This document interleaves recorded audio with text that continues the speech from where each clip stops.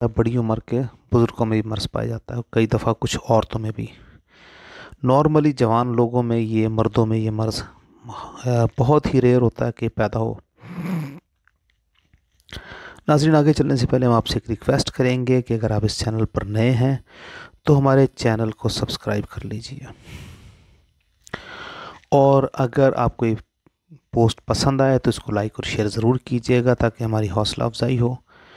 तो नाज़रीन, आज का जो हमारा टॉपिक है वो ब्लेफराइटिस है। ब्लेफराइटिस यानी कि पपोटो की सोजिश है। जिस तरह हमने पहले आपको बताया, ये मर्ज़ ज़्यादातर बच्चों को होता है या उन लोगों को होता है जो अपनी केयर करना छोड़ देते हैं। तो ऐसी क्लास में दो ही किस्म के लोग आते हैं, एक घरेलू, बहुत ही ज़्यादा घरेलू ख़वातीन जिनके बहुत सारे बच्चे हों, इसके अलावा छोटे बच्चे जिनका को बहुत ज़्यादा ध्यान रखने वाला ना हो, या बहुत गरीब घरों के बच्चे जो मिट्टी और धूल वगैरह में ज़्यादा रहते हों। इसके अलावा वो बहुत ज़्यादा बुज़ुर्ग अफराद जो अपना ध्यान नहीं रख सकते और बहुत ज़्यादा सफाई सुथराई का ख्याल नहीं रख सकते, वो इसका शिकार हो जाते हैं। यानी मेन इसकी जो वजह वो गंदा और गलीज़ माहौल है, यानी कि अनहाइजेनिक कंडीशंस हैं। उसमें रहने वाले लोग इसका शिकार हो जाते हैं। पलकों में जुएँ पड़ना, मुख्तलिफ अमराज जैसे खसरा, सुर्ख बुखार वगैरह भी। इसके अलावा एक जो मेजर वजह हो सकती है वो खून की कमी भी हो सकती है। अब इस मर्ज़ में होता क्या? इस मर्ज़ में पपोटे दुखते हैं और पपोटों के किनारे सख्त हो जाते हैं। वो सख्ती इतनी बढ़ती है कि वो सख्ती सुर्खी में तब्दील हो जाती है, दर्द शुरू हो जाता है, जलन होती है, और फिर इसमें से लेज़दार रुतबत निकलती है। छोटी छोटी फुंसियाँ पलकों की जड़ों में होती हैं और फिर वहाँ ज़ख़म बनकर खुरन बन जाता है। पलकें आपस में जुड़ जाती हैं या चिपक जाती हैं, स्पेशली सुबह को ज़्यादा चिपकी हुई होती हैं। पपोटों के किनारे सुर्ख और मुतवर्रम होते हैं, किनारे मोटे और गोल होकर पलट जाते हैं और आंखों से पानी आता रहता है। जब मर्ज़ पुराना हो जाए तो फिर शिफायाबी बहुत ही मुश्किल हो जाती है। इसीलिए इस मर्ज़ को बहुत ज़्यादा आगे तक नहीं जाना चाहिए। इसलिए जो हम ये जर्नल एक बात करते हैं कि आंखों के तमाम अमराज में साफ़ पानी से आंखों को बार बार धोएं, वो अब आपके सामने बात सूरत हाल आ गई है। आप भी पेशेंट्स को रेफ़र करें कि अगर आपकी आंखों में कोई भी इशू है तो कोशिश करें कि अपनी आंखों को आप साफ़ पानी से, सादे पानी से बार बार धोएं। तशख़ीसी एतबार से अगर हम इसको डायग्नोस करवाना चाहें तो इसके अंदर CBC पेशेंट का लाजमी करवाना चाहिए।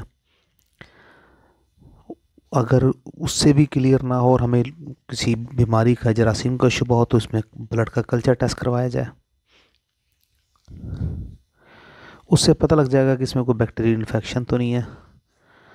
अब अगर हम इसके इलाज के हवाले से बात करेंगे तो इसमें हमारे पास एक बहुत लंबी लिस्ट मेडिसिन की मौजूद है। आंखों से पतला पानी निकलता है, इसमें गैर मामूली तौर पर जो बहुत शानदार दवाई हो सकती है, नेट्रम्योर 6X में बहुत ही अच्छा काम कर जाती है। अगर सोजिश हो, डंक मारने किसी दर्दें हों तो एपिस मेलिफिका, लेकिन एपिस मेलिफिका बहुत स्लो एक्टिंग दवाई है। तो अगर सिम्टम्स की एपिस मेलिफिका जैसी हैं तो फिर एपिस मेलिफिका उसको काफ़ी अरसे इस्तेमाल करवाइए जब तक कि उसकी अलामतें रिमूव नहीं हो जाती। इसके अलावा एक दवाई है रेस्टॉक्स। नाज़रीन, रेस्टॉक्स के अंदर सुर्खी होती है और पपोटों के किनारों पर छोटे छोटे दाने होंगे। अब अगर जो उनके दाने हैं छोटे छोटे, वो रेस्टॉक्स की हद से आगे चले गए हैं और में पीप पड़ना शुरू हो गई है, तो ज़ाहिर अब रेस्टॉक्स नहीं दे सकते, फिर हमें कोई और दवाई ढूंढनी पड़ेगी। नॉर्मली जब शुरू शुरू में पीप पड़ती है तो उसमें जो बहुत ही एक अच्छी दवाई होती है वो है हेपरसल्फ। हेपरसल्फ इस मर्ज़ को काफ़ी अच्छे तरीके से कवर करवा सकती है। लेकिन अगर मर्ज़ बिल्कुल ही शुरू में हुआ है, अभी भी हुआ है, 1-2 दिन अचानक सर्दी लगने की वजह से हो गया, या अचानक गर्मी होने की वजह से हो गया, या अचानक मिट्टी के बच्चा खेल रहा था उसकी वजह से उसको आँखों में ब्लेफराइटिस का मसला हो गया, तो एकोनाइट आप उसे दे सकते हैं। अगर पपोटों के किनारे चमकीले और सुर्ख हों और रोशनी से खौफ लगता हो, डर लगता हो, तो बेलाटोना इसके लिए बहुत ही शानदार दवाई हो सकती है।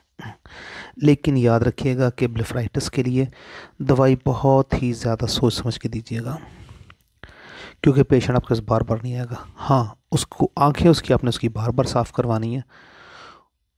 अस्सलाम वालेकुम रहमतुल्लाहि।